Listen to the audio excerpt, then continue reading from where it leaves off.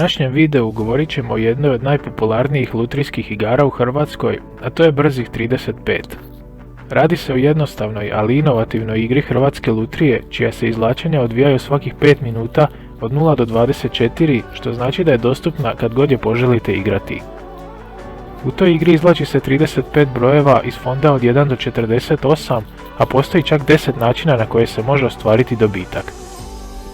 U igri Mojih 6 igrač ostvaruje dobitak ukoliko pogodi svih 6 brojeva od 35 izvučenih brojeva tijekom istog izvlačenja, a što prije se izvuče njegovih 6 brojeva, to će i dobitak biti veći.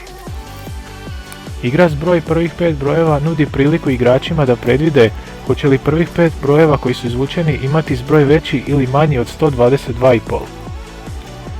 Iduća igra je prvi broj veći ili manji, a ovdje igrači predviđaju hoće li prvi izvučeni broj biti veći ili manji od 24,5. Još jedna igra tiče se prve izvučene kuglice, a u njoj igrači moraju predvidjeti hoće li broj na njoj biti paran ili neparan.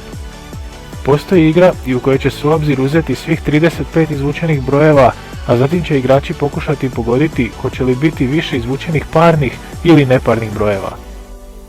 Kuglice koje se izvlače u ovoj igri dolaze u 8 različitih boja, a u jednoj od igara igrači tako mogu pokušati predvidjeti boju prve kuglice. Također, igrači mogu pogađati i koja je najčešće izvučena boja među 35 izvučenih kuglica. Posljednje 3 igre slične su nekima od spomenutih, a u njima igrači umjesto za prvu kuglicu predviđaju za onu posljednju hoće li biti veća ili manja od 24,5, hoće li biti parna ili neparna i koje će boje biti. Vrijedi spomenuti da se neke od igara koje se nasumično odaberu smatraju bonus igrom i svi dobici u njoj bit će dvostruko veći od običnih. Na stranici igre možete pogledati i neke detaljne statistike koje vam mogu pomoći s odabirom ako smatrate da uz njihovu pomoć možete lakše doći do dobitka. Nadam se da ste u ovom videu naučili nešto više o igri Brzih 35, a za nešto detaljniji opis pravila posjetite i link u opisu videa.